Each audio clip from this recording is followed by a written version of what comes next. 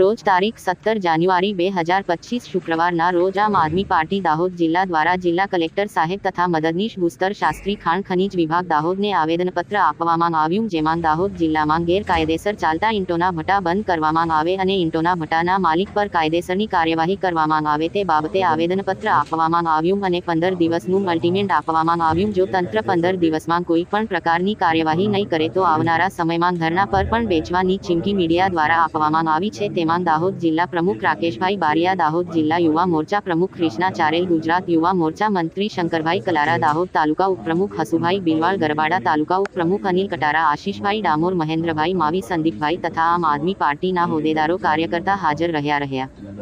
જિલ્લા ચીફ અંબારામ કે ખાટ સાથે કપિલ બારિયા, દાહોદ। જોહાર। આજ રોજ તારીખ 17/1/2025 રોજ અમે દાહોદ જિલ્લા કલેક્ટર સાહેબ શ્રી તથા ખાણ ખનીજ વિભાગને આવેદનપત્ર આપવામાં આવ્યું છે, જેમાં જે દાહોદ જિલ્લામાં ગેરકાયદેસર રીતે ઈંટોના ભટ્ટા ચાલે છે તેના પર કાયદેસરની કાર્યવાહી કરવામાં આવે,